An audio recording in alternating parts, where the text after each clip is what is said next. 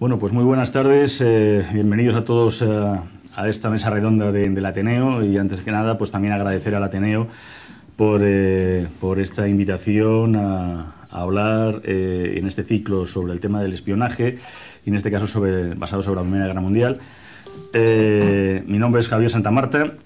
Todos los que estamos en la mesa pues somos miembros del Club 004, llamado también Máximo Secreto, con el cual empezamos además este ciclo de conferencias presentando precisamente el libro cuya coautoría pues estamos aquí representados varios de los autores, y todos somos miembros pues de este pequeño club que ha empezado a hacer por primera vez trabajos sobre lo que es la literatura de espías española, porque realmente este siempre ha sido un tema pues esencialmente británico. De hecho, íbamos a contar también con un especialista sobre el tema precisamente de las Islas Británicas, que no hay menos que hacer referencia a quienes empiezan un género literario que es cierto que da sus primeros pasos a partir de la Primera Guerra Mundial. La Gran Guerra es un antes y un después para todos, y no se puede entender lo que es el siglo XX, y mucha gente todavía y muchos historiadores piensan que el siglo XX comienza efectivamente con este conflicto de que se conmemora este año pues precisamente el centenario.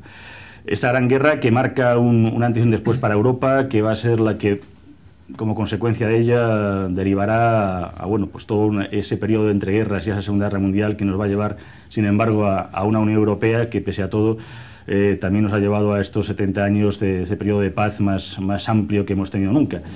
Pero centrándonos en lo que es en este periodo, pues evidentemente hemos de entender que es un momento dado espectacular, incluso hasta para la literatura, y luego incluso va a ser para el cine, para las artes. Yo creo que no hay otro conflicto que haya supuesto más para lo que es incluso no hablar del contrarredicismo, del pacifismo, incluso del antimilitarismo, más militante, mucho más que lo que luego produjo la Segunda Guerra Mundial, pese a haber causado 5 veces más de víctimas la Segunda Guerra Mundial. Sin embargo, fue tamaña carnicería. No sé, por poner algunos ejemplos, creo recordar que la batalla de Verdún se habla solamente en una sola batalla de 1 millón de víctimas en total, más que en toda nuestra guerra civil española. Estamos hablando de situaciones de carnicerías que no habíamos vivido en Europa, tal vez con un salvajismo desde la llamada Guerra de los 30 años, que no se ha conocido tal vez tanto en España, y que desde luego yo creo que en esas cotas no han sido todavía alcanzadas.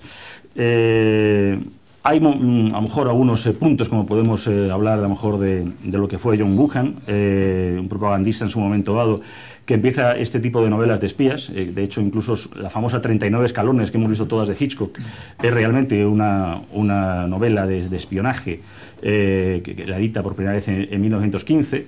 E incluso en Francia, pues Gaston Leroux, que todo el mundo conocemos por El fantasma de la ópera, realmente su protagonista principal, un joven periodista, casi muy al estilo de Tintín, si podemos decir, sus novelas que empiezan en donde empieza a aparecer este tipo de personaje entre el espía, la inteligencia, pues es cuando precisamente va a la guerra, marcha a la guerra este joven Josephine, este Rouletabille, como se le conocía, Rouletabille, perdón. Y también cuando con el tema de los soviets se marcha también a luchar contra la inteligencia, contra lo que es los soviets, ¿no? En fin, es un momento dado espectacular para lo que es Europa y todo el tema de la inteligencia.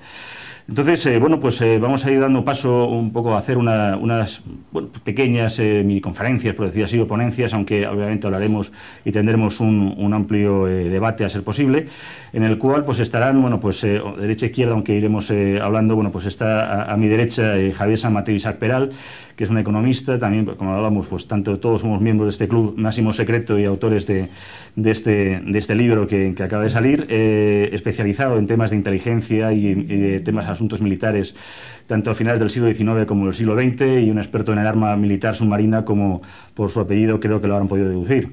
Luego a mi izquierda, primero término, tengo a Rafael Fraguas, que es sociólogo y también periodista, un periodista que además ha tenido unas corresponsalías más que interesantes y que incluso le ha llevado a entrevistar a algunos de los espías más importantes del siglo XX en su momento, y cuya experiencia también pues nos va a dar, yo creo que cumplida cuenta. Y Martin Roberts, last but not least, un colega británico, precisamente corresponsal británico de varios medios, periodista, y que evidentemente para él, como británico, como beligerante, aquí como mucho podíamos ser aliadófilos o germanófilos, ha vivido por experiencia familiar, por lo que es la realidad de un país que vio en esa Primera Guerra Mundial una generación devastada por este conflicto. Con lo cual, pues sin más dilación y después de esa pequeña introducción, pues vamos dando paso. Entonces, Rafael, por favor, si empiezas... Sí. ¿Os corres un poquito? Sí, cómo no. Sí. Podéis iros. Ahora, venga. Tenemos enganchadas las... Estamos enganchados a las sillas, es una cuestión de logística. Para tres, es que somos muchos. Bueno, muy buenas tardes a todas y a todos. Bienvenidos a esta conferencia o este coloquio, que nos gustaría más que fuera coloquio y debate. Versa fundamentalmente sobre el espionaje durante la Primera Guerra Mundial, como les ha indicado nuestro introductor.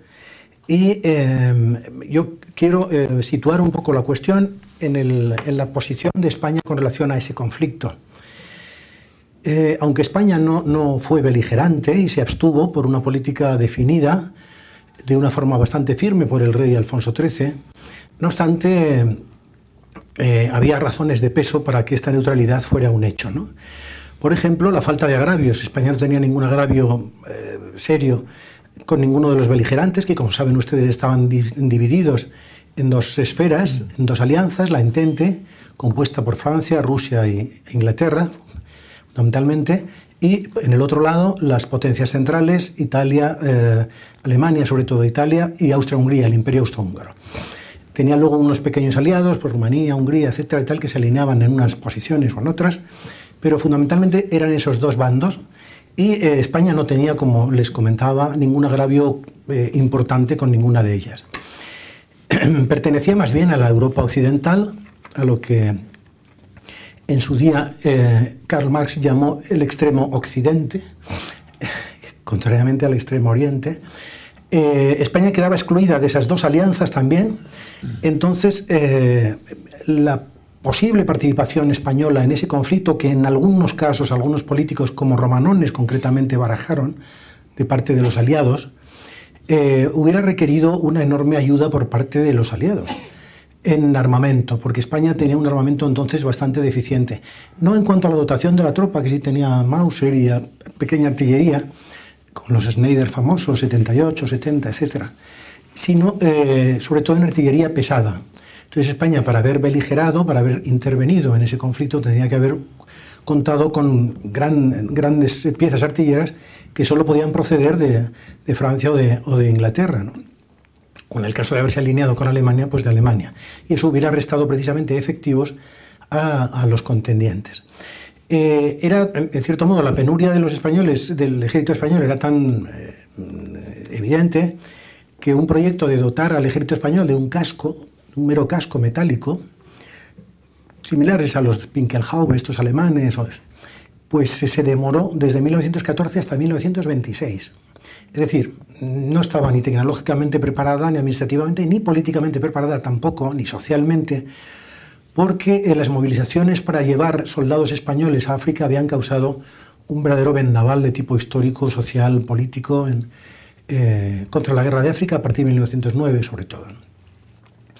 Entonces, bueno, en estas condiciones los españoles se mostraban reacios a participar en cualquier tipo de guerra que no implicara una defensa directa de los intereses nacionales. Y los intereses nacionales no estaban comprometidos en la Primera Guerra Mundial de una forma directa. No obstante, este país se extendió entre germanófilos y aliadófilos. Como ejemplo, aquí en el Ateneo se crearon dos facciones, aquí mismo en el Ateneo.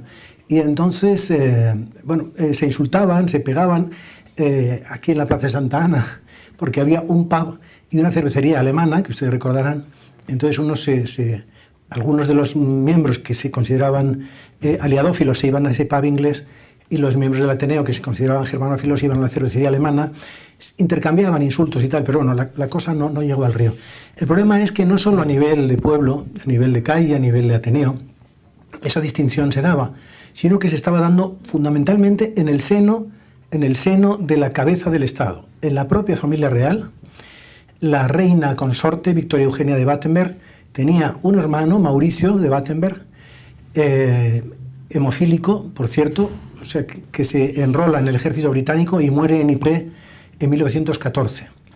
Entonces, este hombre, bueno, es un gesto heroico porque él tenía hemofilia y cualquier herida le podía causar prácticamente a medio plazo la muerte, ¿no?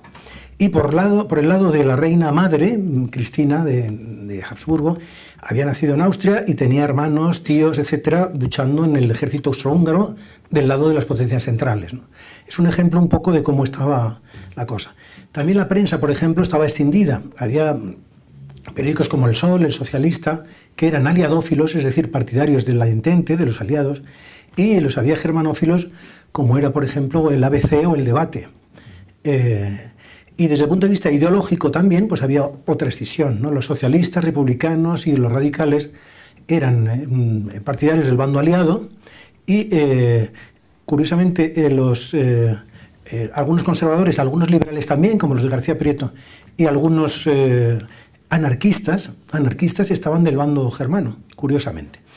Esto del anarquismo es muy curioso porque en el año 1918 el periódico El Sol publica una carta de von Storer, que era consejero de la embajada alemana, pero un hombre muy importante que sería luego embajador, en la cual se demostraba claramente que Alemania estaba pagando a un anarquista importante en Madrid, que se llamaba Miguel Pascual, para que imprimieran folletos, hicieran propaganda en aquellas, o sea, para boicotear la producción en aquellas fábricas que estaban indirectamente eludiendo la prohibición de la neutralidad española para enviar esos materiales a favor de la causa aliada, ¿no? Pero sobre todo había una red muy bien organizada, sobre todo alemana, en Madrid, donde había un teniente, capitán de navío de corbeta, llamado von Kalle, y un teniente de navío llamado Kron, y también estaba el almirante Canaris, el famoso jefe del Abwehrabteilung alemán durante la Segunda Guerra Mundial. Por cierto, Canaris, un tipo muy aristocrático y tal, que pasaba la historia un poco con la aureola de haberse enfrentado al nazismo y tal, bueno, tiene en su haber el crimen, el asesinato de Rosa Luxemburgo. Fue uno de los que mentó y muñó para que Rosa Luxemburgo fuera asesinada, lo mismo que Karl Liebknecht, dos revolucionarios alemanes que estaban entonces en lucha contra la participación alemana en la Primera Guerra Mundial. Bueno, fundamentalmente la posición de España, como digo, es de alianza, pero se da esa escisión social, económica, incluso. Hay mucha gente de las clases acomodadas que se lucra de esa guerra porque son dueños de sectores productivos que van a recibir los abastecimientos españoles, y hay sectores, en cierto modo, que se oponen sectores sociales que no se lucran en absoluto. No ahí se produce un alza de precios, por ejemplo, y normalmente cuando un país pues, comercia con los beligerantes suele repartirse la riqueza. Bueno, en España no hubo la menor ganancia, sino que todo fue a especuladores fundamentalmente. Hablando de especuladores, uno de los más sospechosos de haber traficado y haber utilizado su flotilla de contrabando de tabaco para suministrar pertrechos y avituallamientos a la flota alemana es Juan March. Juan March, el famoso y posteriormente banquero que ustedes conocen, ¿no? Entonces, fundamentalmente España, que siempre una de sus invariantes ha sido su posición geoestratégica, que es extraordinariamente importante, mucho más de lo que acostumbramos pensar, jugó un papel muy importante como escenario, como campo de batalla de la guerra secreta entre las dos potencias. ¿Por qué? Porque España tenía una posición marítima, sobre todo, extraordinaria. Entonces, en los puertos españoles atracaban y zarpaban numerosos buques de los beligerantes, de los dos, ¿no? Antes de la guerra.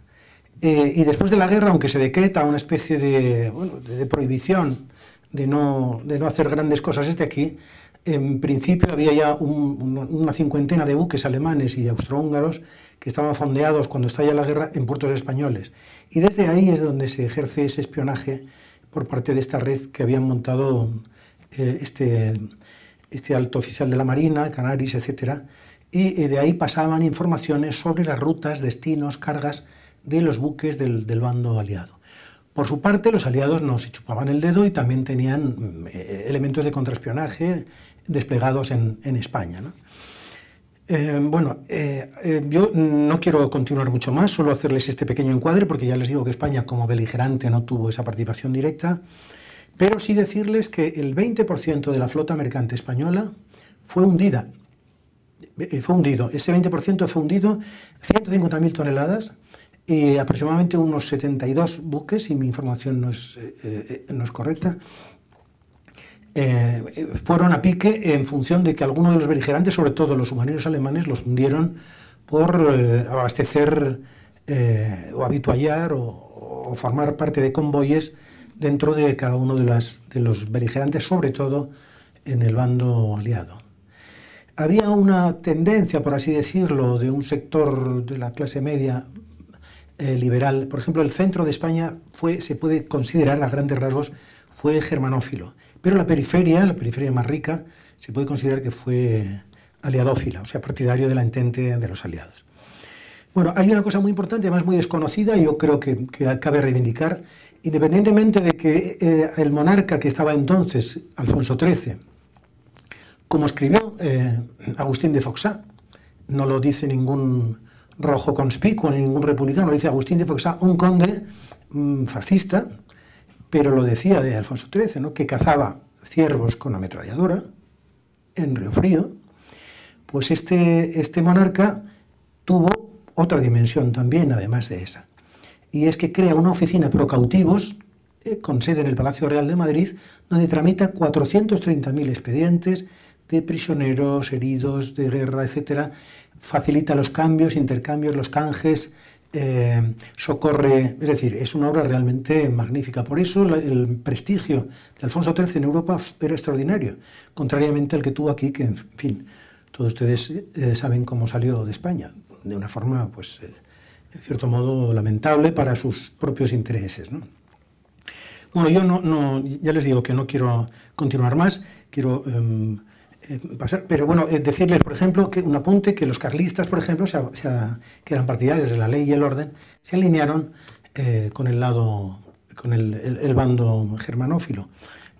Es decir, también ese tipo de toma de posición de la sociedad española en torno a ese conflicto era como un poco mecánico, ¿no? Un poquito mecánico. Pues eso, los partidarios de la ley y del orden se alineaban con Alemania. En Alemania se daba un régimen imperial muy agresivo, pero también desde el punto de vista social era mucho más avanzada, había unas luchas casi de revolución, ¿no? Y en el lado aliadófilo pues estaban los liberales, pero había liberales también que estaban en el bando alemán, o sea que había un pequeño galimatías de tipo histórico. Y una pequeña anécdota ya por último, y es que quien cobra mucha importancia en el imaginario colectivo español y europeo y casi mundial sobre su actividad de espionaje en España es Mata Hari. Mata Hari, la pupila del amanecer en España, en el Hotel Ritz concretamente, ejerce tareas de poca monta, por cierto, de informar, porque es una mujer que ha tenido una vida muy turbulenta. Ya su padre, por ejemplo, abandona a la familia, la madre muere prematuramente, ella se casa con un hombre muy mayor, se va a vivir a las Antillas, a las posesiones holandesas. Ella se apellida González de apellido, y entonces esta mujer tiene una vida tormentosa, tiene 2 hijos, el mayor muere de unas pestes contraídas en Java, y aprende ahí unas técnicas de baile, de danza japonesa y tal, y entonces se emancipa de su marido, se divorcia en Holanda cuando vuelve por mediación de una cuñada suya, en fin, y se dedica a bailar y a hacer espectáculos con bastante poca ropa y con un gran exotismo, etcétera, y entonces atrae mucho y es un fenómeno casi espectacularmente europeo, ¿no?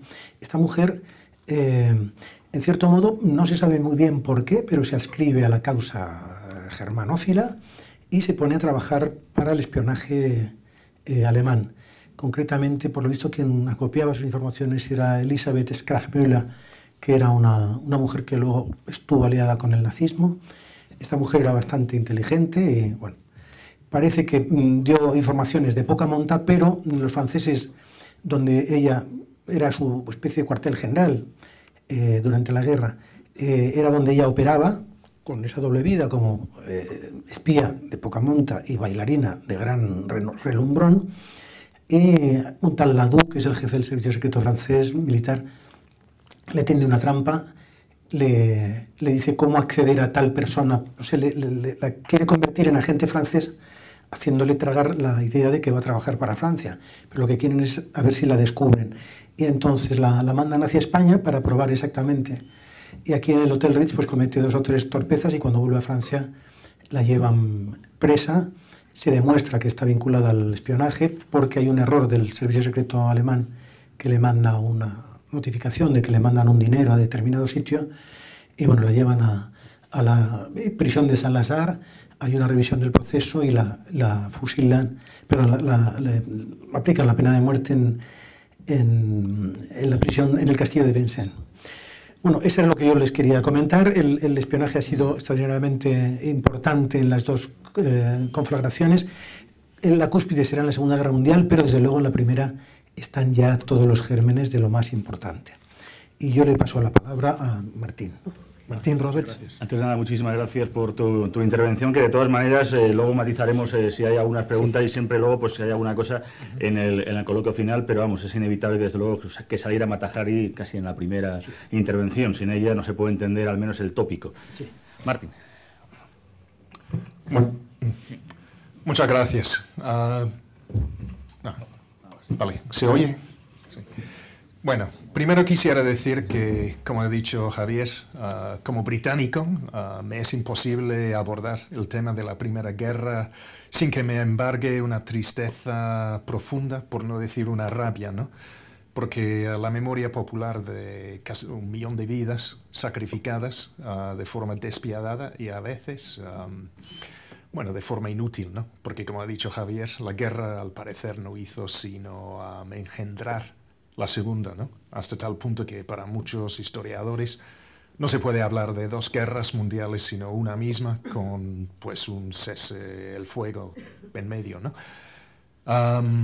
Es una historia llena de episodios esperpénticos. Voy a citar solo uno, que en la batalla del Somme en 1916, que mientras avanzaban las tropas, pues detrás tenían a la policía militar dispuesta para fusilar en el acto a quien dudara en avanzar, aunque cayeran como moscas por las ametralladoras alemanas, ¿no? Táctica, por cierto, adoptada por el Ejército Rojo en la batalla de Stalingrado en la Segunda Guerra. Bueno, donde, pues igual, en el caso de Stalingrado fusilaron por supuesta cobardía a unos 13.000, ¿no? Cosa parecida pasó ya en la primera. Una anécdota personal: yo tengo un tío abuelo que hasta la fecha es un desaparecido en la misma guerra. Se le encontró su medallón de identidad y nada más. Eso fue un caso frecuente en aquel entonces porque, pues francamente, pues les hicieron pedazos, ¿no? Es que, y no se sabe más. Y eso, en ese caso, fue el final de una vida, pues, bastante trágica, ¿no? Bueno, de todo eso ha salido toda una producción cultural, pues, muy abundante, que sigue repercutiendo y teniendo, pues, suscitando controversias hasta la fecha. A veces, bueno, típicamente británico, diría yo, se ha abordado desde la sátira, y muchos de ustedes conocerán posiblemente a Blackadder, la serie televisiva. No sé.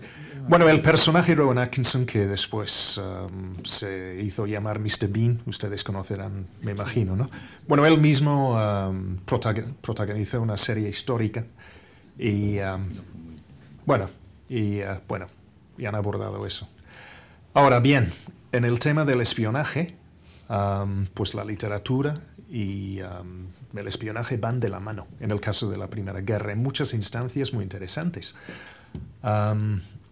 Yo voy a empezar por una cuestión cronológica con el caso del coronel Lawrence, llamado de Arabia, porque desde antes, incluso de la Primera Guerra, cuando se avecinaba, cuando era aún un joven académico de Oxford, especialista orientalista, él fue a Medio Oriente a realizar excavaciones arqueológicas y a la vez, por supuesto, reconocer el terreno para la inteligencia militar, lo cual le vino muy bien después cuando él encabezó la guerrilla contra la ocupación turca.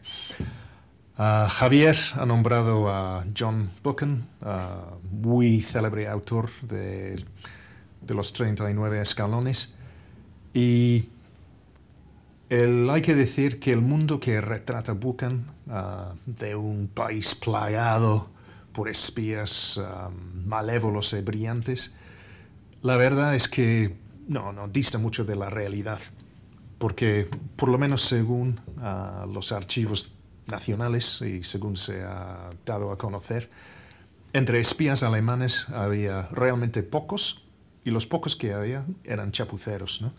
Cito como ejemplo a un infeliz llamado Karl-Heinz Lodi, que fue el primer alemán en ser pues capturado y ahorcado en los primeros meses de la guerra, pero parece que el informe que él remitió a Berlín hablaba de un contingente de tropas rusas que supuestamente habían desembarcado en Escocia para enfilarse rumbo al sur y atravesar la Mancha y para pelear en Francia.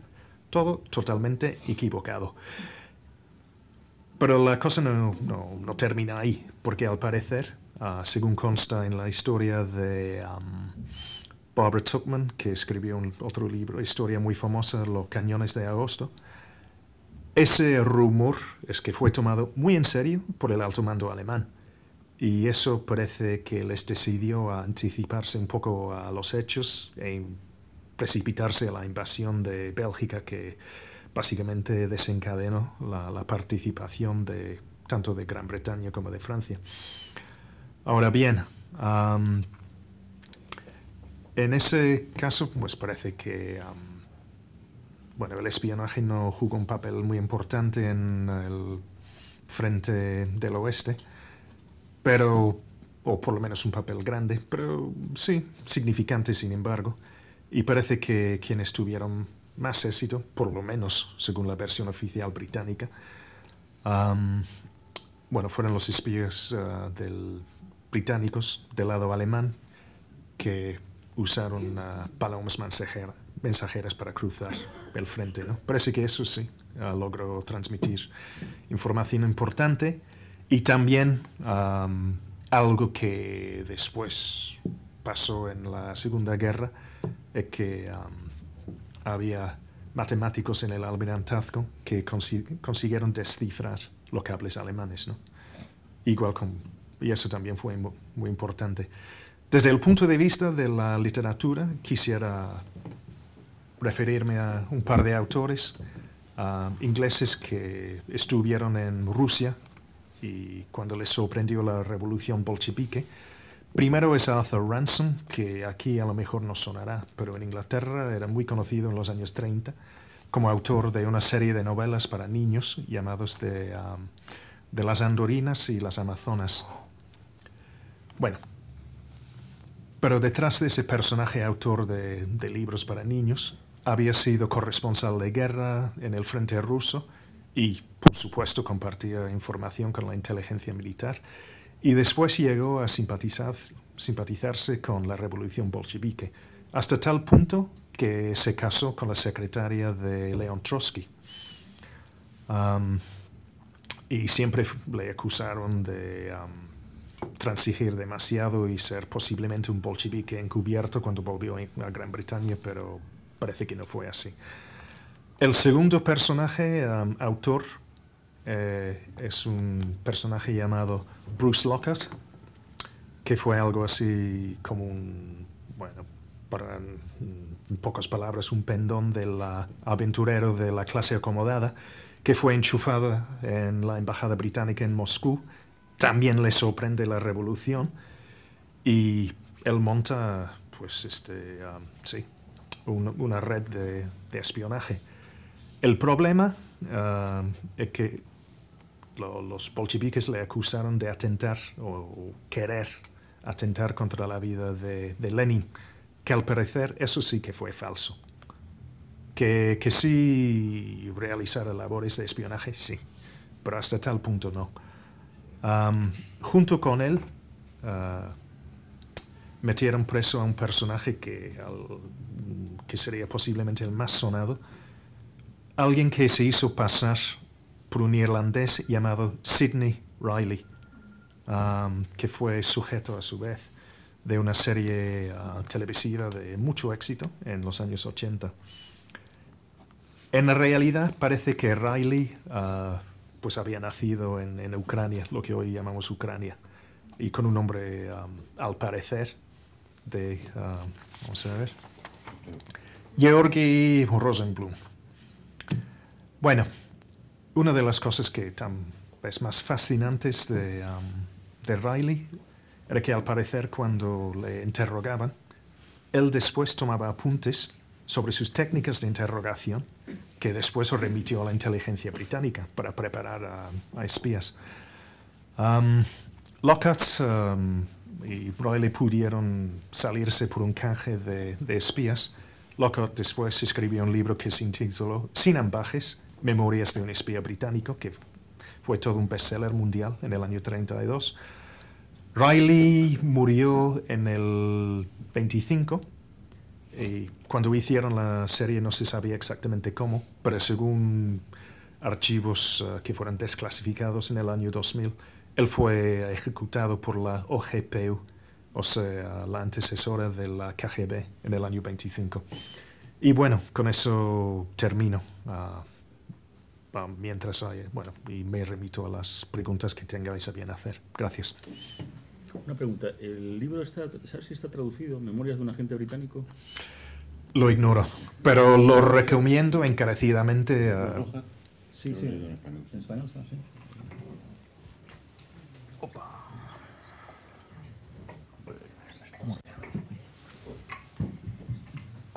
Retiro esto para bien. ¿Se me oye bien?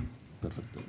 Bueno, buenas tardes a todos y voy a hilvanar un poco con el discurso que ha hecho Martin, porque yo creo que el tema más importante del espionaje en la Primera Guerra Mundial, que luego cambia radicalmente a partir de la siguiente etapa de la Segunda Guerra Mundial, no digamos ya de la Guerra Fría, es que hubo dos tipos de espionaje muy diferentes entre sí. Hubo un espionaje que luego es el estándar que conocemos todos, que está controlado por los estados, vía el Ministerio de Defensa normalmente, es decir, espías que pertenecen de alguna manera a la disciplina del ejército, aunque no sean militares, aunque sean simplemente mercenarios.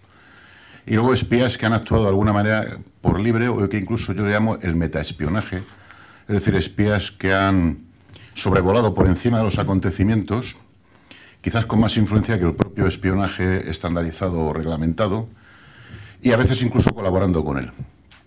El que ha comentado antes Martin, Sidney Reilly, pertenece a una categoría mixta, porque fue un espía que colaboró con el Servicio de Inteligencia británico, pero fue un espía que muchas veces actuó por libre, y a veces incluso saltándose la disciplina del almirantazgo, no, del mando militar británico.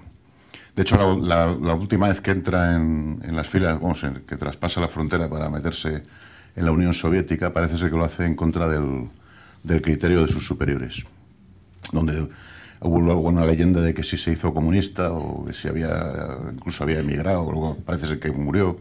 No, el final de Reilly no está nada claro. Curiosamente, hay dos personajes también muy importantes que no se conocen mucho en la historia cuando se habla del espionaje. La gente cuando habla del espionaje en la Primera Guerra Mundial, todo el mundo habla de Mata Hari o de Canaris o de algún espía de estos que digamos que está dentro de una disciplina y que si los pillan, los matan, los ejecutan y asunto terminado. Pero hay tres personajes, uno es Reilly y otros dos que voy a comentar ahora, que además tienen vidas muy paralelas. Reilly nace en Odessa y es de origen hebreo, aunque luego cambió la identidad y pasó como un irlandés que estaba trabajando para el Servicio de Inteligencia británico. Y además yo creo que si Martin me rectificará, creo que tenía la condición de ciudadano británico, entiendo. Sí. Hay otro personaje mucho más siniestro todavía, que también parece ser que nace en Odessa, que es un poco más viejo que Sidney, que también tenía una identidad oculta y muy poco conocida. Te quiero decir que también cambió de nombre varias veces y que era un hombre enigmático, tan enigmático más que Reilly, pero que tuvo una importancia capital en el desarrollo de la Primera Guerra Mundial, que me refiero a Vasil Zakharov. Vasil Zakharov oficialmente se considera que nació en Turquía y que era de origen griego. Sin embargo, hay teorías, y además él mismo alguna vez lo reconoció, que había nacido también en Odessa.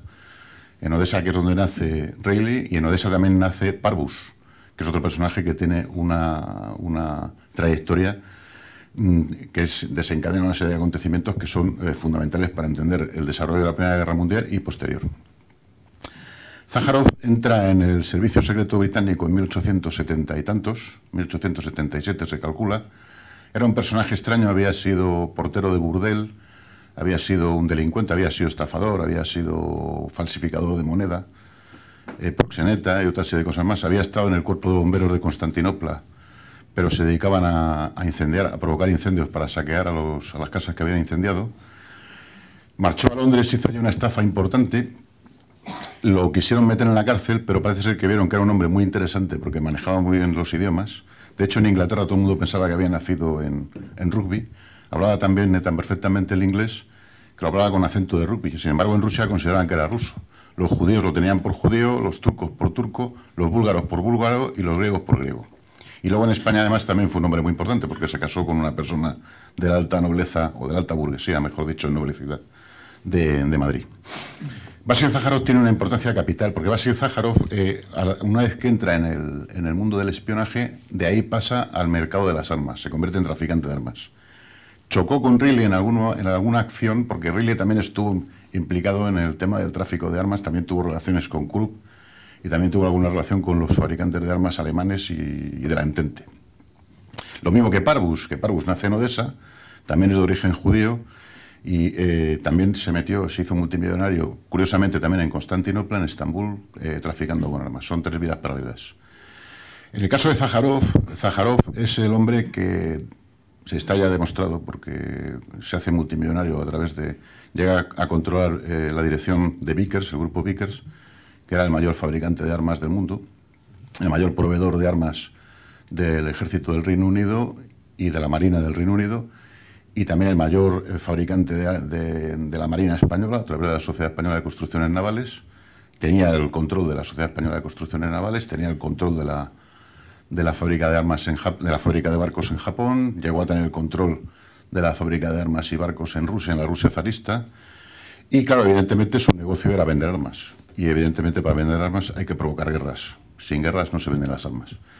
Entonces, Zakharov está directamente implicado en el estallido de prácticamente todas las guerras que se producen, desde 1898, entre las cuales está la que conocemos todos, que enfrentó a España con Estados Unidos, hasta la Primera Guerra Mundial, que evidentemente está implicado, porque el sistema que él ideó y que además en las escuelas de negocios inglesas se conoce como sistema Zakharov, consistía en ir provocando tensiones entre los países limítrofes, compraba periódicos, compraba medios de comunicación, alentaba con rumores que el país vecino se estaba haciendo mucho más fuerte y mucho más poderoso armamentísticamente y que podía en un momento determinado invadir al enemigo, al vecino, con lo cual el vecino hacía lo mismo y en esa carrera de armas llegó a la Primera Guerra Mundial. En parte, de alguna manera, estaba prácticamente provocado por estos acontecimientos que de alguna manera estaban manipulados por el propio Zakharov. No digo yo que Zakharov sea el desencadenante de la guerra, ni mucho menos, pero sí que es un agente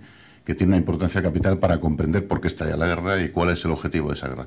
Hasta tal punto él tiene fuerza dentro de los acontecimientos de la guerra, se convierte en el mejor espía, según los británicos.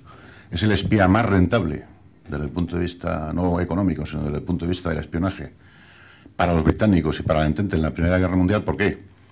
Primero, fundamentalmente, porque consigue derrocar a Constantino, que era germanófilo, que era pariente del Kaiser, y que entre Venicelos. Y Venicelos rápidamente hace que Grecia entre a favor de la Entente, con lo cual desequilibra la frontera sur de los imperios centrales. Luego también tiene una actuación importante. Hasta tal punto llegó a tener este hombre poder que tenía un crucero británico a su disposición para trasladarse cuando tenía que cruzar el mar, porque evidentemente era un hombre al que los alemanes habían considerado el principal enemigo a batir dentro de lo que sería la inteligencia, la contrainteligencia. Y además él tuvo tanta fuerza que consiguió que los aliados nunca bombardearan los complejos militares del norte de Francia, de la Lorena, que cayeron nada más empezar la Primera Guerra Mundial en poder de los alemanes. Y que en el caso de que los aliados los hubieran destruido, se hubiera evitado por lo menos un par de años de guerra. Es decir, que en vez de durar del 14 al 18, hubiera durado del 14 al 16. Y de ese millón de británicos que murieron, si contamos los europeos, debieron ser 14 millones, creo que se habla, ¿no?, de muertos, pues seguramente hubieran sido la mitad. Pero claro, los negocios son los negocios, importan a veces más que las vidas humanas.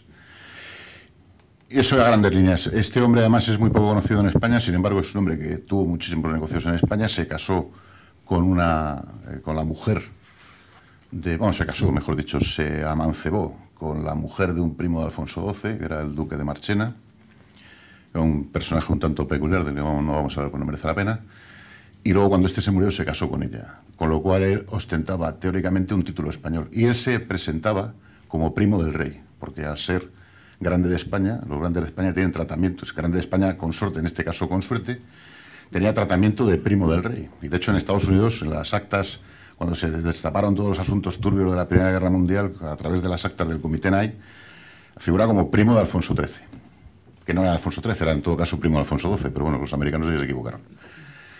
Y es un personaje perfectamente desconocido, pero tiene una importancia capital, primero porque consigue que la Entente se vea favorecida por la intervención de Grecia y Bulgaria, que es una operación financiada exclusivamente por él.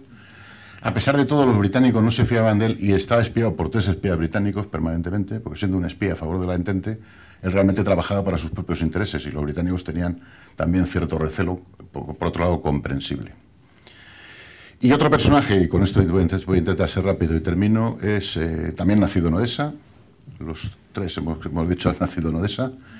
También se hizo rico en Constantinopla con el tráfico de armas, pero este personaje es muy curioso porque este era un judío ruso que al nacer dentro de lo que es la Rusia zarista, todo el mundo sabe que los judíos en la Rusia zarista eran una raza considerada prácticamente de segunda clase y muy hostilizada por el gobierno, por el régimen zarista.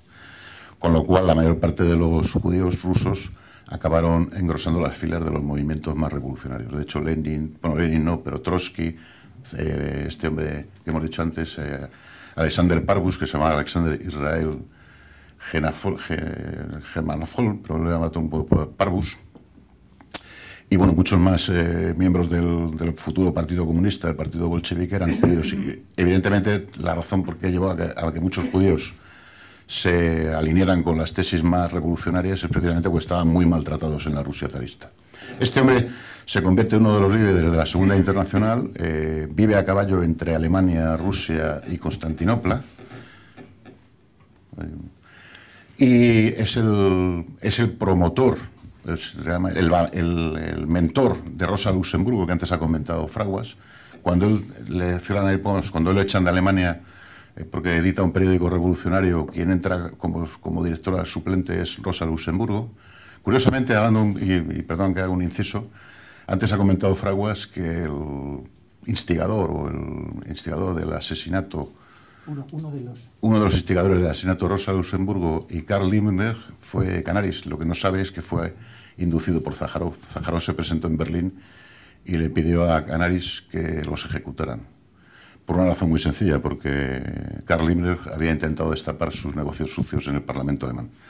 Bueno, Parvus se convierte en uno de los grandes mentores de la Revolución Soviética, del bolchevismo, más que de la Revolución Soviética. En 1905 vuelve a Rusia y trata de fomentar la Revolución de 1905, fracasa, se tiene que volver a Alemania, de Alemania es expulsado, acaba en Suiza, y luego radica en Constantinopla. Allí se desvincula aparentemente de la acción revolucionaria y subversiva y se convierte en multimillonario a través de la venta y tráfico de armas. Pero no lo abandona del todo porque a partir de ese momento se dedica a ser uno de los principales financieros de uno de sus mejores amigos, que era León Trotsky. Y canalizaba muchos fondos de su economía, de su fortuna personal, para lo que era su gran sueño, que era el derrocamiento del zar. Y sabía que el único movimiento que podía derrocar al zar era los bolcheviques, aparte de que él era de ideología comunista.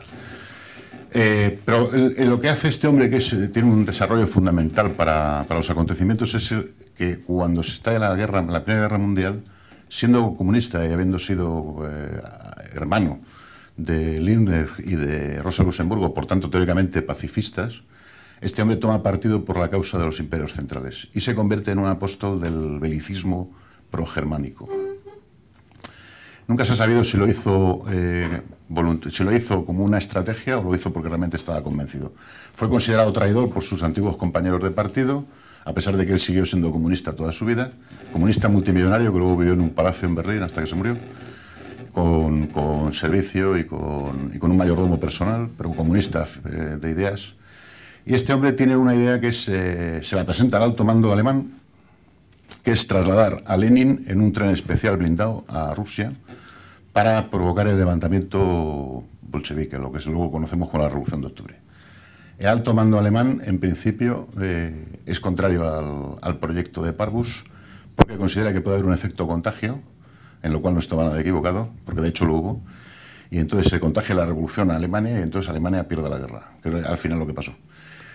Pero al final consiguió convencer al alto mando alemán y financió todo el proceso de convencer a los alemanes, de crear un sistema de opinión, porque él tenía buenas relaciones con militares y tenía su propia red de espías, igual que Zaharov, para que dentro de lo que es el bando alemán, pues crear un clima favorable a la expatriación de Lenin vía Alemania hacia Rusia para que fomentara la revolución.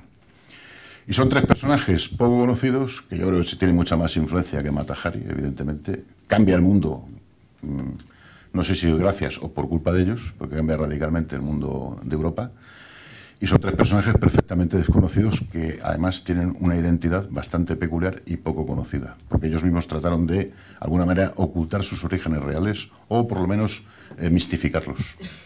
Y solo quería referirme a esto porque de la Primera Guerra Mundial se puede hablar de muchas cosas. Se puede hablar, por ejemplo, el espionaje que ha comentado antes Rafael Fraguas alemán en España fue importante. De hecho, el U-35 batió todos los récords todavía inalcanzables de derribos de barcos mercantes precisamente en las costas de España, en el Mediterráneo español.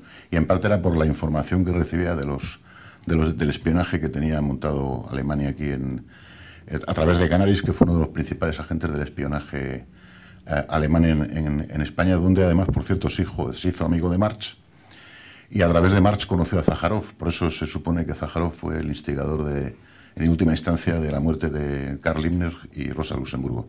Zaharov, otra cosa que la gente no sabe, fue el que le adelantó el dinero a Marx para que Marx pudiera sobornar al alcaide y a los responsables carcelarios que lo tenían en la Segunda República preso, y le adelantó el dinero Zaharov a Juan March. Luego se lo devolvió Juan March, pero el dinero se lo hizo llegar de su propio bolsillo Basil Zaharov. Personajes que han influido mucho en la historia de España y del mundo, de Europa, y que prácticamente desconocemos. Era simplemente comentar esto. Gracias. Lo que más me sorprende es que lo de los nombres rusos, Nicolás es nombre ruso, ¿no? Bueno, yo creo que es. No sé, lo del Nicolás y Zaharov y vidas paralelas me está dando un yuyu bastante raro. En fin, no hagamos chistes malos, pero en cualquier caso... sí, era Basilio, ¿eh? Era Basilio, no sé, pero Odessa, nombres rusos, suena todo muy extraño. Da dinero, es conseguidor, le dejan transportes, esto es muy extrañísimo. Pero en cualquier caso, ahí sí que hay una duda, es verdad que la inteligencia realmente europea trabaja mucho entonces en España. O sea, España no se la considera siempre como una especie de peón que está muy al margen, sino que verdaderamente sí funciona como una pieza clave tanto para alemanes como para británicos, para aliados como para germanos, ¿no? Sí, bueno, yo antes que nada, yo creía que veníamos a hablar de la Primera Guerra Mundial, no de la Revolución Bolchevique. Pero bueno, vamos a hablar, ¿no? Vamos a hablar de todo, porque es una especie de derivada, ¿no?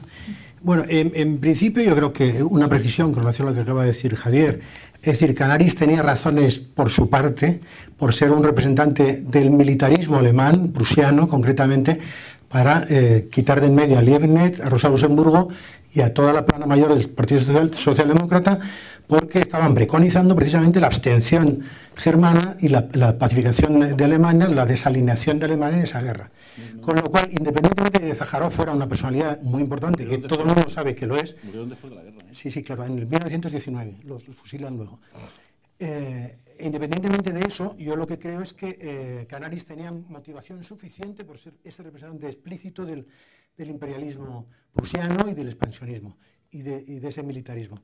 Y luego, recordemos, y claro, es que Canaris ha pasado la historia en función de la biografía que hizo Karl-Heinz Absagen, de él como un gran héroe, como un gran mártir y tal. Bueno, menos lobos, que lo que tenían no es que odiaran demasiado a Hitler, lo que no querían es que Stalin, en cierto modo, se hiciera con los mandos de Europa, ¿no?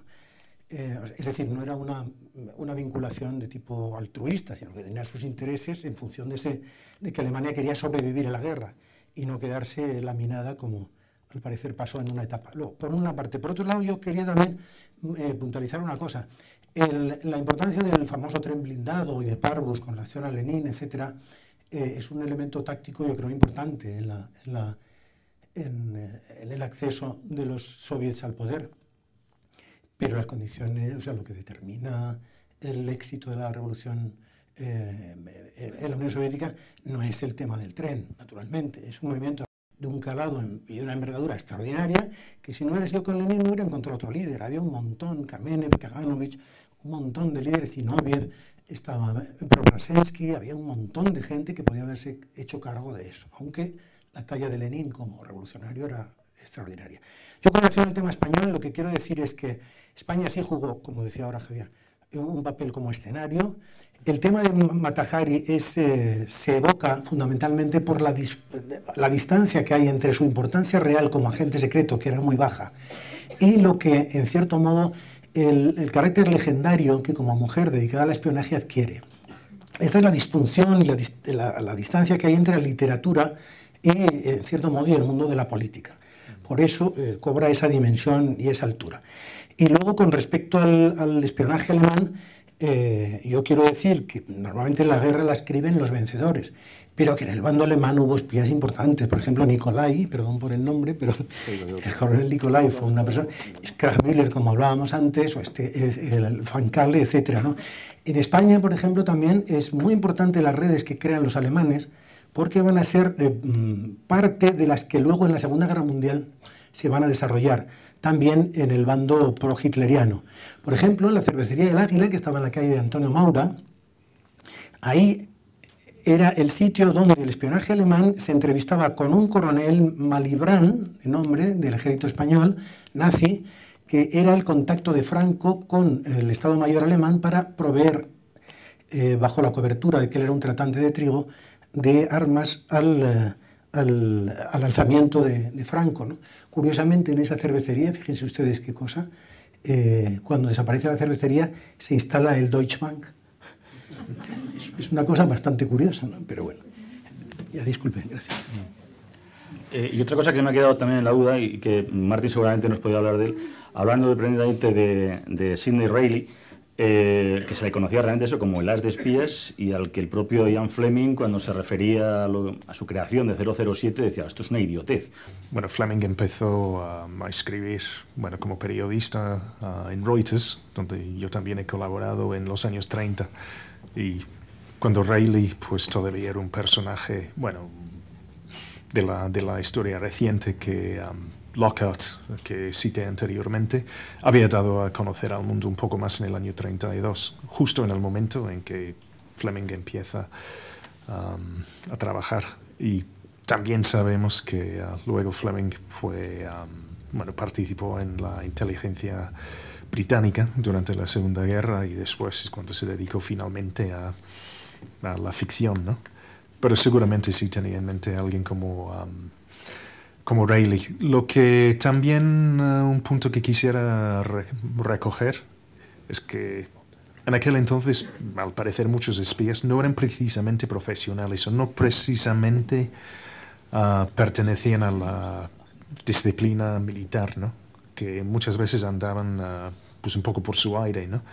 En el caso de Reilly, bueno, que sepamos, nació en Ucrania, pero no, en su caso, pues no sabemos necesariamente a qué atenernos, ¿no? Pero también se especula que trabajó, cuando menos, para 4 gobiernos, no necesariamente a la vez, pero era eso, o al mayor postor, que era mucho más que un doble agente. Pero eso también es una característica que uno ve mientras uno investiga más el espionaje durante la primera. Yo creo que para la segunda ya fue algo distinto, ¿no? Pero eran básicamente aficionados, ¿no? Algunos que lo hacían bien, como Sájarov, y otros, como he citado, el infeliz alemán que fue ahorcado por remitir informes totalmente, pues, inventados, equivocados, ¿no? Gracias. Pues yo creo que la idea también es abrir un poco el debate para que también ustedes participen con algún tipo de preguntas o dudas que se hayan querido tener. ¿Sí? Sí. Ustedes aquí nos han hablado, a mi juicio, humildemente, de unas marionetas. Me refiero a que detrás de estas personas, de estos personajes, de Juan Mas, incluso, le llaman marionetas, ¿ves usted? ¿Qué papel desempeña la banca Rothschild, Rockefeller? ¿Qué papel desempeñan? Porque continuamente desempeñaban aquí papeles que han estado ocultos hasta hace muy poco. En España, por ejemplo, la banca Rothschild, a finales del 19, cuando Cuba todavía era una posesión, podría decir, colonia, los dineros de Cuba no llegaban a España, iban directamente a la banca Rothschild. Todo este tipo de cosas, estos señores, ¿para quién trabajaban? Evidentemente la banca tenía que estar detrás, lo mismo que en el tráfico de negros. Es decir, aquí ha habido una continuidad en donde el capital ha sido el determinante. ¿Quién se anima? Una puntualización, perdón. Con relación al tema del dinero, por ejemplo, la primera siderurgia que hay en España, curiosamente, se desarrolla en Málaga. Es la familia de la famosa Ginebra Larios, que había hecho su fortuna con el comercio de esclavos. Es decir, los cogían en el Camerún y en Guinea Ecuatorial, los traían a España, se aclimataban un poquito en barcos y los llevaban al Caribe. Incluso los bautizaban porque eran pescados. Por ejemplo, sí. Es decir, yo creo que el dinero, la respuesta a lo que usted dice, que es una pregunta curiosa, que el dinero no tiene patria, pero tenemos aquí un especialista que nos va a responder mejor a eso, que sabe más. Un especialista. El economista eres tú. O sea, No, pero vamos. Pero no es un tema relacionado con la carrera de economía, ¿no? Bueno, más, son marionetas, pero no son solo marionetas, son gente que está dentro del círculo de poder, ¿no? Cuando hablo antes de Basil Zaharov entra a trabajar para el Grupo Vickers, bueno, consigue trabajar para el Grupo Vickers, y uno de los principales accionistas del Grupo Vickers era la familia Rothschild. Pero eso no quiere decir que Zaharov sea una marioneta, sino que es un protagonista de una serie de acontecimientos en los que él está en concordancia con unos intereses, que pueden ser los mismos de sus superiores jerárquicos, entre comillas, ¿no? Yo no creo que Zaharov sea una marioneta, yo creo que era un hombre perfectamente consciente de lo que hacía y trabajaba para unos intereses que eran los que eran. Concretamente, los temas de los negocios de la banca Rothschild en España, que son muy antiguos, podemos referirnos a que consiguió el control de las minas de estaño hasta el punto de quedarse con el monopolio mundial, porque consiguió que todas las minas de estaño del mundo, México, España y Austria, quedaran bajo su control, con el beneplácito de los gobiernos de cada país, que previamente habían sobornado, obviamente. El poder que tienen estos agentes dentro del mundo es prácticamente, dice usted que es conocido, yo creo que es perfectamente desconocido, porque cuando alguien saca la lista de Forbes de las personas más ricas del mundo, nunca están estos. Deben ser pobres. O es que no quieren salir. Para mí sigue siendo un misterio. Pero evidentemente existe, no sé, está claro, eso nadie lo puede negar. La banca siempre gana.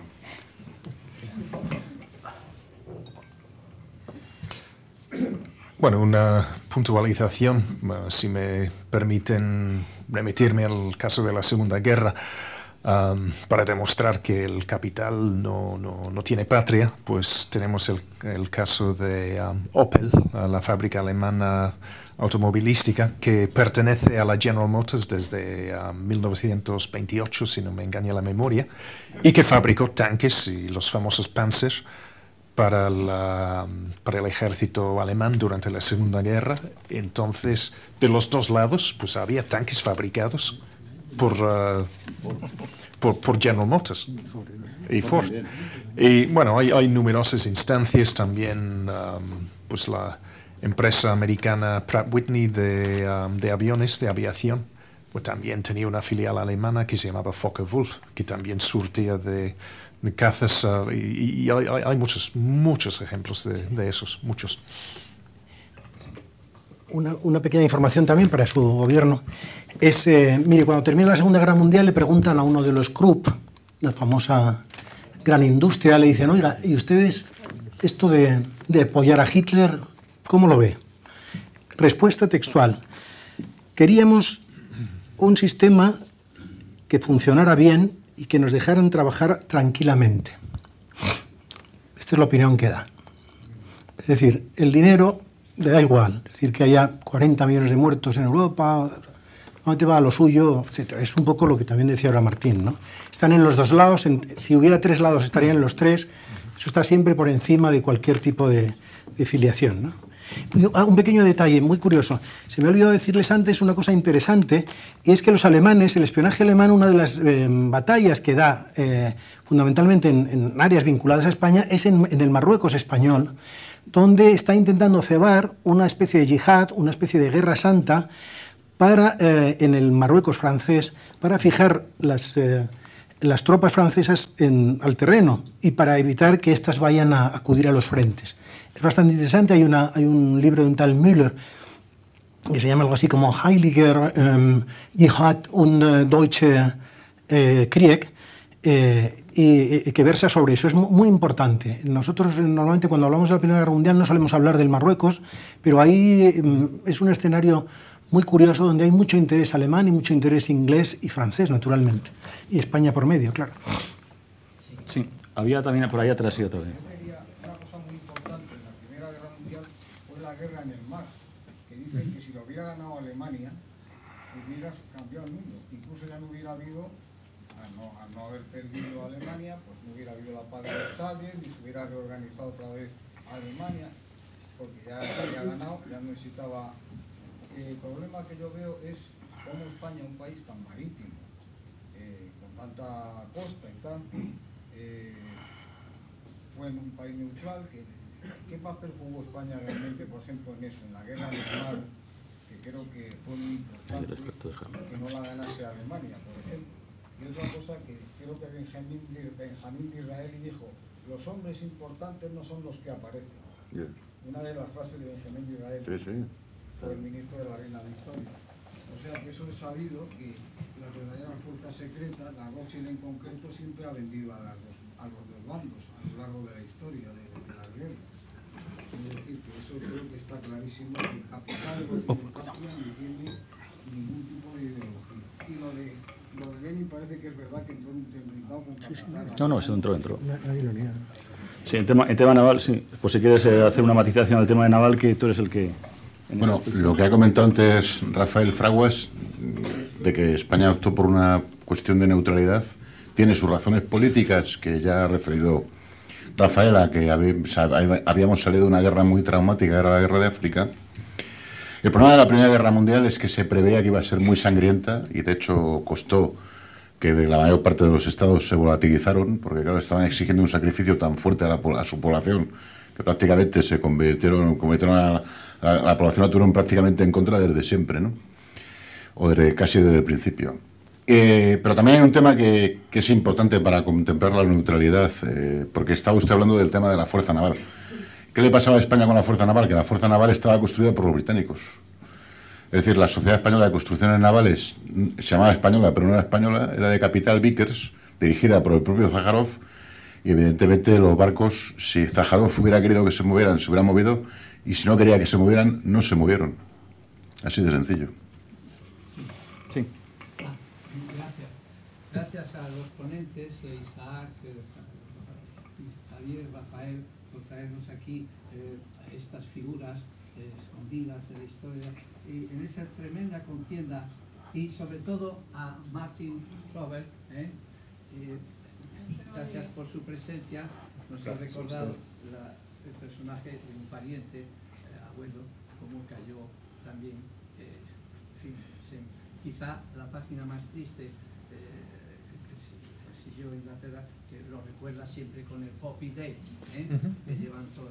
Bien, se ha citado a la banca, pero yo quería citar también, porque como dice Voltaire, la guerra en su discurso de la tolerancia repite a menudo que la guerra es el peor de los crímenes. Entonces, uno de los ponentes ha dicho que la primera y la segunda, pues más de lo mismo. No sé ahora mismo quién lo dijo. La Primera Guerra Mundial y la Segunda, bueno, cuando habla de las 70, todas las guerras son las mismas. Y yo quería traer aquí una responsabilidad profunda, que es, a nadie se le oculta que cuánto se ha hablado de las guerras de religión, las cruzadas. Las cruzadas, cuando había 3 o 4 papas en Europa, pues a un papa se le ocurren las cruzadas. Eso es una página que es historia. Bien, pues remitiéndonos a estos sucesos, bueno, lo de Lenin es estrategia de Bismarck, que no era ningún tonto. Bismarck soltó a los presos franceses del 70 para que cometieran la atrocidad de la comuna. Bismarck no era ningún tonto. Y lo que quería Bismarck en el 17 es abrir otro frente, porque no hay que olvidar que Rusia era aliadófila. Rusia estaba con los aliados. Sí, pero igual que Italia. Bismarck ya había muerto. Estaba con, aunque entra tarde, Italia siempre entra tarde. Precedentes de Bien, Como influencia. entonces, franco-prusiana. al grano, ese papa, el número 15, no sé si es Benedicto, Benedicto. el papa 15 vive, su papado es toda la guerra, toda esa guerra. Bien, Sí. entonces, ¿cuál es el papel de la Iglesia, cómplice, responsable o culpable de esa atrocidad que costó millones de almas? ¿Cuál es el papel de la Iglesia en esa contienda? Muchas gracias. En la primera Guerra Mundial. Hay páginas fílmicas donde los combatientes celebran la Navidad. Pues fue al menos el único momento de tregua que hubo y hasta un momento de esperanza, porque todo el mundo pensaba realmente que se veía hasta el 14. Esperanza, por Dios. Cállate. Por favor, subrayen esa página. Subrayaremos, pero ¿Responsabilidad o inocencia del Vaticano? me temo que en la Primera Guerra Mundial... La pérdida de los poderes temporales. Bueno, temporales, vale, ya está léase bien, la ya está mezquita bien. de Córdoba, los poderes temporales. Nunca perdonará el Vaticano haber perdido los poderes temporales.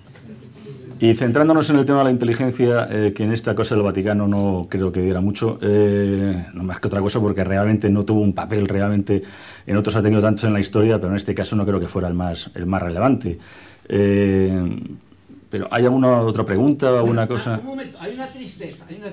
El ciudadano británico ha hablado un poquito de Stalin y de cómo también en la guerra había policía detrás de los soldados para fusilar, para asesinar a los que entre líneas traicionaban esa causa monstruosa. Bueno, pues yo les diré una cosa. Hay una persona... Churchill primero que lo hace. Bueno, sí, calla un momento. Que yo quiero hablar aquí de alguien que no habla nadie. Yo quiero hablar del tigre. Simón, el tigre. Usted sabe, seguramente El del maestrazgo. sabrá a quién me refiero. Al tigre. El del maestrazgo. El tigre acaba esa monstruosidad. El tigre, un anciano no militar, ciudadano civil, el tigre, que está enterrado en las Tuillerías. Bueno, de la Plaza Santa Ana eran muchas cafeterías, a derecha e izquierda.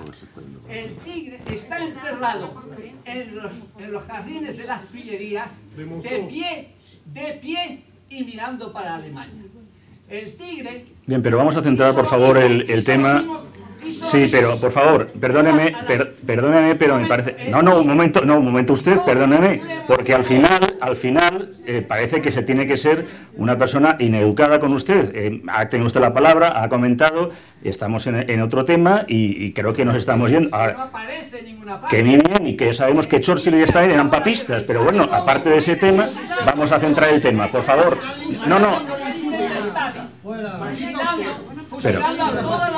Pero ¿cómo lo ve? Pero vamos a ver, perdónenme, pero qué fascista, si no me ha... Que no me ha oído usted porque hay un señor que está dando voces. Y yo he hecho una pequeña broma a la cual hay que estar un poco más atento. Muchas gracias, soy un poco gilipollas, a veces bastante, sobre todo porque como estamos hablando de la Iglesia y hemos mezclado a Churchill y a Stalin, he dicho que eran papistas, del Papa, no fascistas, del fascio redentor, no estamos hablando de eso. Por favor, estamos en la Primera Guerra Mundial, todavía creo que don Benito no ha hecho ni siquiera la marcha por Roma y estamos todavía centrándonos, porque vamos a ver si no estamos viendo que estamos con los estados vaticanos y las guerras de religión. Pues ahí estamos. La Virgen. Por favor, un momento. Por favor.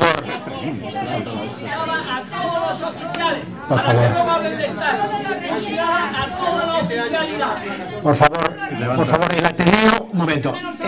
Perdóneme, el Ateneo es un lugar de encuentro, es un lugar de la palabra, es el lugar del debate.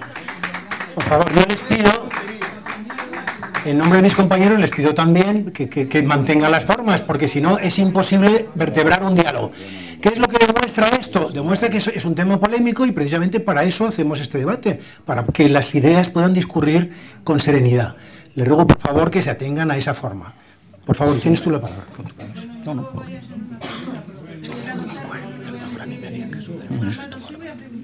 Los servicios vaticanos, que en aquel momento tuvieron una relevancia, ¿qué piensa de ellos hoy, aquí y ahora, respecto a los demás, en cuanto a eficacia, discrecionalidad, más o menos actuaciones? Y después, ya, una cosa todavía más de actualidad sería el servicio secreto en querella contra un pequeño llamado Nicolás.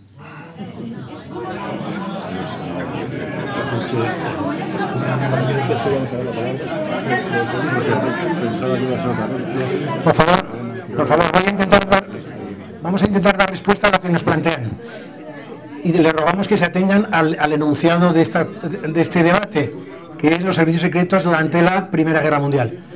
Bueno, con respecto a lo que dice usted, mire, yo en el año 1992 yo tuve la ocasión de organizar para la Universidad Complutense de Madrid un encuentro de espías de todo el mundo. Fui coordinador de aquel evento, nos trajimos a un general de la DIA, estaba prevista la llegada del director de la CIA, pero se produjo el golpe de Yeltsin en la URSS, en la antigua URSS, y no pudo venir, pero mandó un delegado. Nos trajimos, nos intentamos traer al coronel Leonov, el hombre que en cierto modo está cerca de Fidel Castro, hicimos un evento extraordinariamente interesante e importantísimo, porque es la primera vez en la historia donde los espías importantes del mundo entero han dado la cara, etc.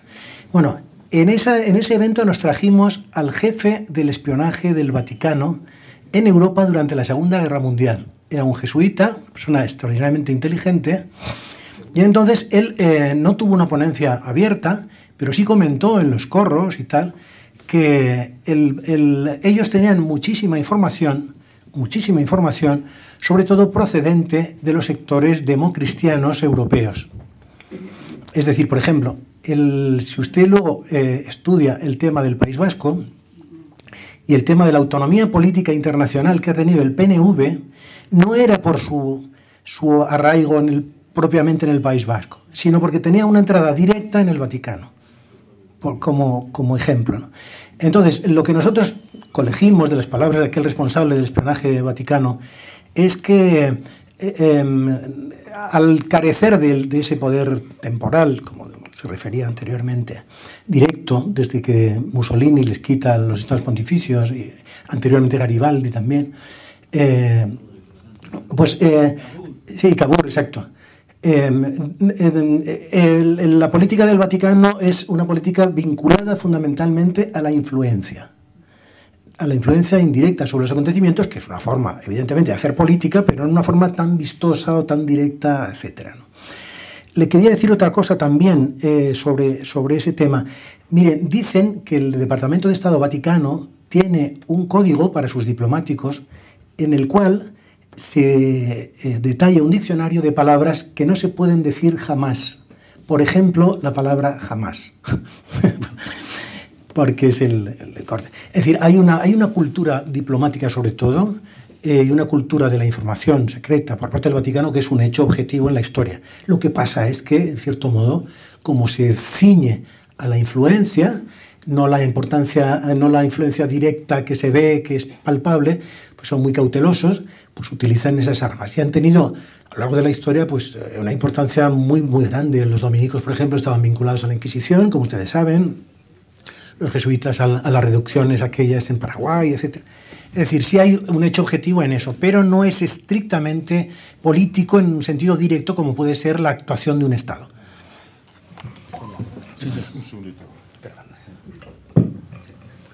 Bueno, sobre el tema del Vaticano y lo que a mí respecta, que bueno, en el ámbito de Gran Bretaña tengo que decir que su papel no ha sido relevante desde el siglo XVI, ¿no? Por la escisión de Enrique VIII. Sin embargo, si nos remitimos a la Iglesia anglicana y sobre todo en el tema de la Primera Guerra, una cosa que a mí personalmente me llama la atención es que en mi país no hay poblado, por tan pequeño que sea, que no tenga su memorial. Y todos y cada uno reza lo siguiente: murieron por Dios, Rey y Patria. Ahora bien, entonces en ese caso no diría que la Iglesia está como moviendo moviendo los hilos, ni mucho menos, pero he estado ahí, digamos, para, bueno, como un arma de lo que hoy llamaríamos propaganda, o para intentar dignificar, entre comillas, lo que fue una matanza, pues, casi sin sentido, ¿no? Y con la solemnidad, pues, ha ayudado a encubrir lo que, pues, ha sido para mí un crimen, ¿no? Desde ese punto de vista, sí. Para, digamos, bueno, intentar limpiar un poco la imagen, pero mover los hilos no lo veo. Ha sido simplemente al servicio del poder, como me parece pasa en muchos países. Gracias. Yo quería hacer una precisión a lo que ha dicho mi compañero Rafael, y no es que quiera discrepar, ni mucho menos.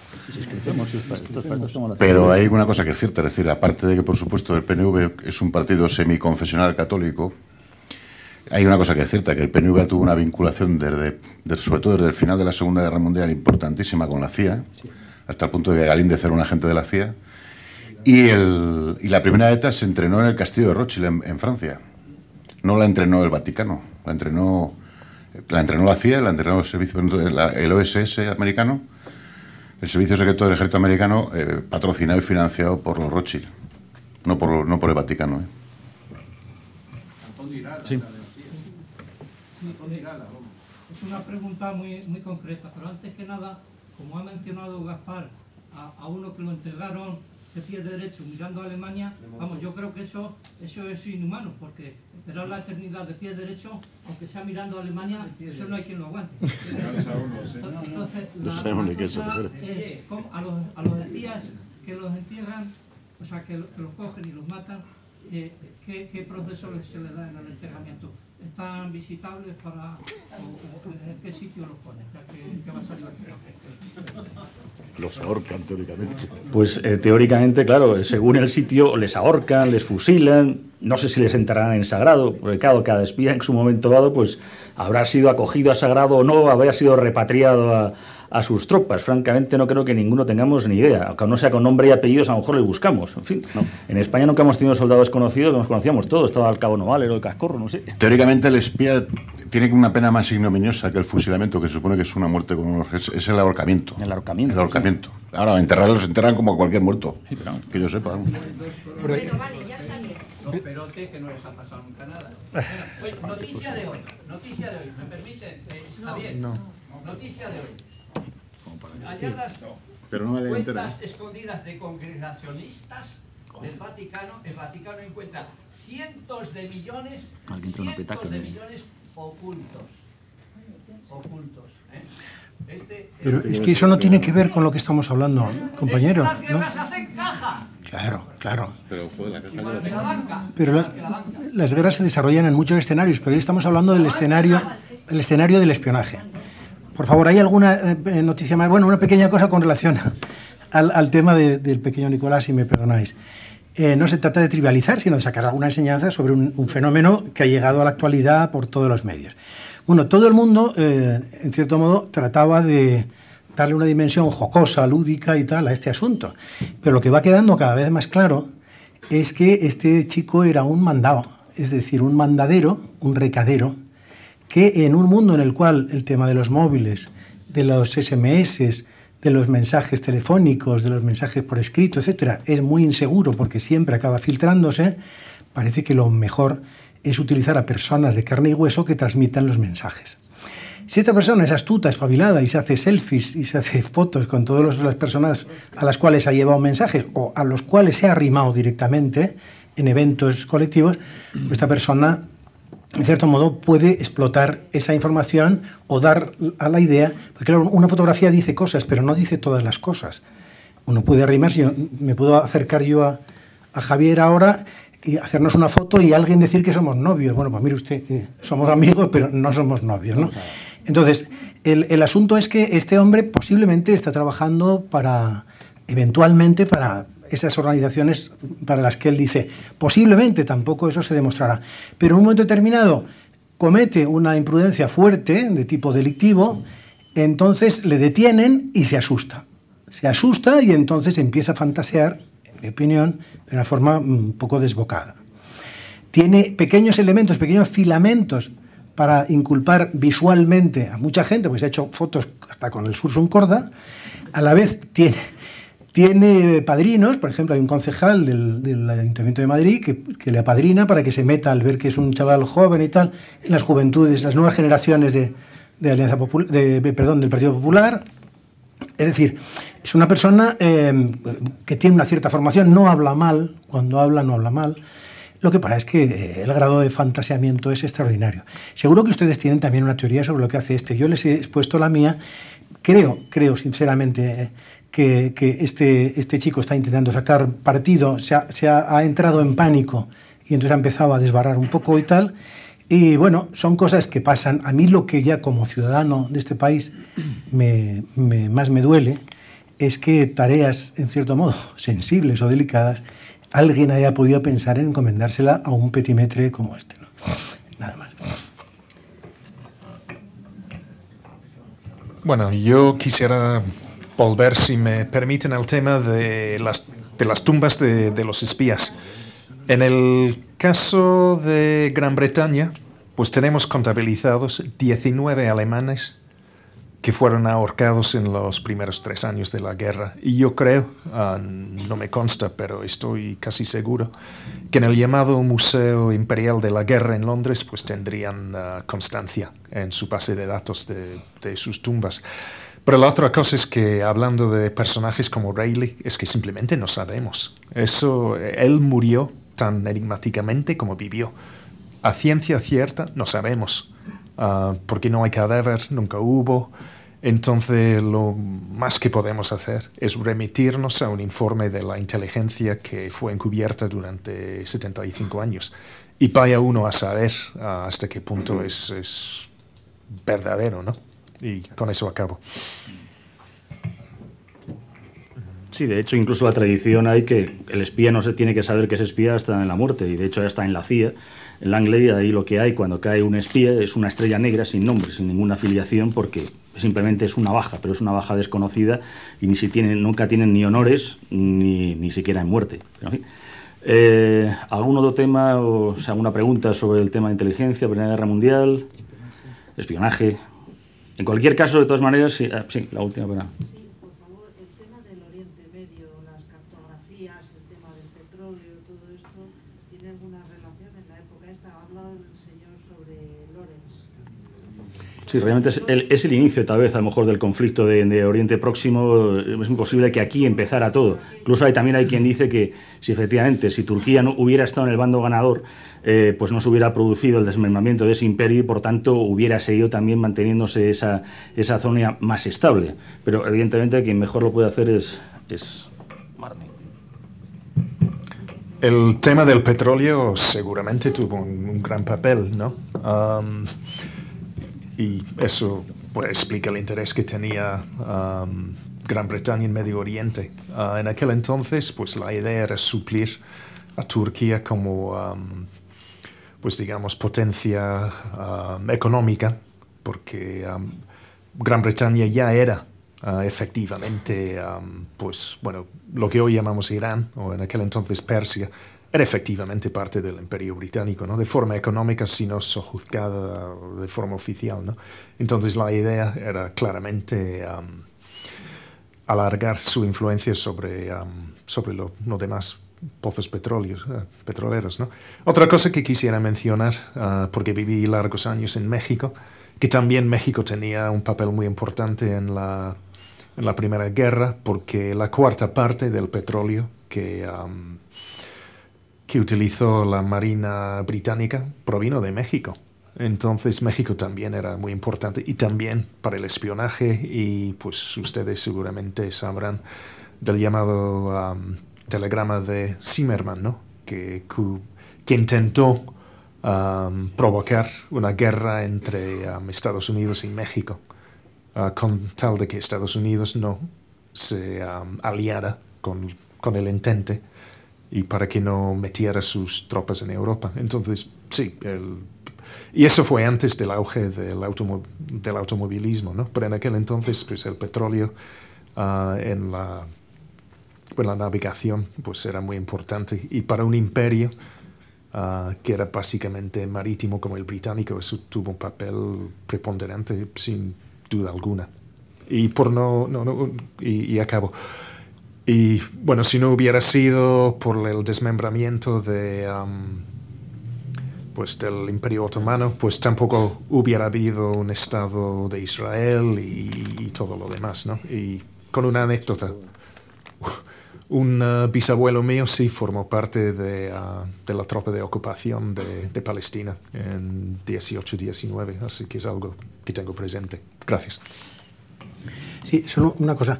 Con relación al tema de las materias primas, desde luego en todas las guerras juegan un papel fundamental, porque constituyen la fuente de abastecimientos más importante para las estas. El petróleo, evidentemente, en su origen como energético estratégico, se encuentra esa etapa de la historia del mundo, ¿no? Una cosa muy curiosa es que la gente desconoce habitualmente, es que Lorenz muere en un accidente de motocicleta muy raro a su regreso a Gran Bretaña, después de haber alzado en armas a todas las tribus árabes contra los turcos, etc., ¿no? Es una muerte rara, ese sí se sabe dónde está enterrado, pero habitualmente, a no ser en el caso suyo, en el caso de Philby, King Philby, otro que sí se sabe que está en un cementerio moscovita, donde están algunos héroes incluso de la Revolución, pues se sabe, ¿no? Yo lo que quería decir es que en España, como ustedes saben, y si no lo saben yo se lo cuento brevísimamente, había una materia prima que fue estratégica, importantísima, sobre todo en la Segunda Guerra Mundial, pero ya en la Primera, y es el famoso wolframio, que como tiene un punto de fusión muy alto, permite la construcción de cañones, por ejemplo, y de armas, de armamento, etc. Entonces hubo una lucha soterrada, durísima, durante mucho tiempo, en torno a las minas que había en Zamora, en León, en Salamanca, etc., ¿no? Incluso en San Rafael, aquí en la provincia de Segovia, había una mina de uranio, ¿no?, que ha seguido funcionando, y hay otra en Galapagar, por ejemplo. Entonces eso era material estratégico para corroborar un poco la importancia de las materias primas estratégicas en las guerras, en los conflictos. De hecho, y para hacer ya un bucle con lo que supuso la primera, su posterior realidad en lo que fue efectivamente el conflicto de Oriente Próximo y Palestina, que empieza desde este momento, y lo que luego va a ser la Segunda Guerra Mundial a raíz de lo que fueron los tratados de Versalles, realmente la primera también tiene un antecedente que tiene también su origen en las materias primas, que es la guerra franco-prusiana, que es la lucha por el carbón y el acero, que es lo que lleva finalmente a que la primera a que la primera comunidad europea que se cree no es la europea, no es otra cosa que la Comunidad Europea del Carbón y el Acero, la Declaración Schuman del año 50, porque lo que se quiere es que por primera vez, efectivamente, ahí estaban Jean Monnet, Schuman, Adenauer, gente que estaban en uno y otro lado, vencedores y vencidos, diciendo, ya no podemos estar desde 1870 luchando por el carbón, por el acero, por el petróleo, por todas las materias primas y dándonos por ella. Con lo cual es tan importante que realmente nuestra Unión Europea es tal, como consecuencia de estas guerras, de esta sucesión que ha habido especialmente la franco-prusiana, la Gran Guerra Europea o Primera Guerra Mundial y luego su consecuencia de la Segunda Guerra Mundial. Para acabar, simplemente pues unas recomendaciones al fin y al cabo literarias, para que vean que además el aspecto literario fue tan importante como consecuencia de este conflicto, de uno y otro lado, incluso de la parte neutral. Por parte aliodófila, yo les recomiendo, o les recomendamos realmente, leer la obra El miedo, de Chevalier. Por supuesto, de la parte germánica, Sin novedad en el frente, de Remarque, pero por qué no también de la parte neutral, nuestro Blasco Ibáñez, que además fue corresponsal en nuestro 4 Jinetes del Apocalipsis. Y en cualquier caso, en temas de espionaje, por supuesto, también hemos venido a hablar de nuestro libro y le recomendamos Máximo Secreto, que está en todas sus librerías. Muchísimas gracias por su atención, muchas gracias Javier, Rafa, Martín, y hasta la siguiente, que creo que también será muy interesante.